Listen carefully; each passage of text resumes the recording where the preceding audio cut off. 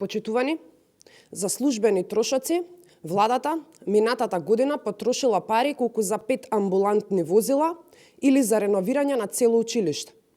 270.000 евра за една година се потрошени за скапи летови, услуги по VIP салони, гоштевање по кафеани и ресторани во земјата и во странство од страна на министерот и премиерите. Премиерот и министрите потрошиле 270.000 евра за луксус во ек на пост-ковид, економска и енергетска криза.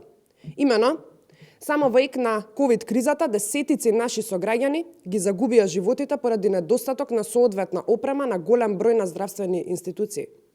Сите се сеќаваме на случајот од Кратово пред една година, кога лекарите носеа човек на раце до здравствен дом затоа што возилото на брзата помош не можело да се пробие ни снегот.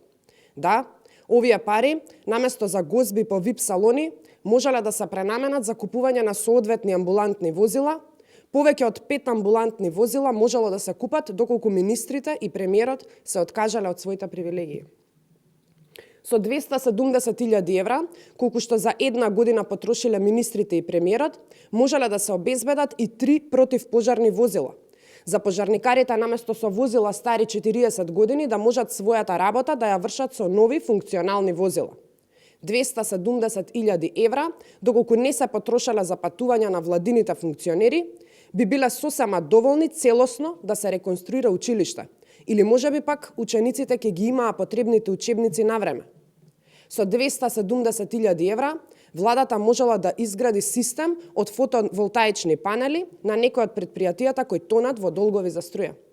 Но наместо за инвестиции или подобрување на животот на граѓаните, владата без срам потрошила 270.000 евра за патувања и угостителски услуги.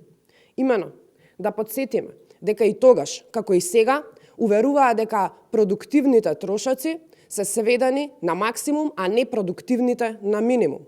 Секоја година плюс со оваа влада значи минус за Македонија. Ви благодарам.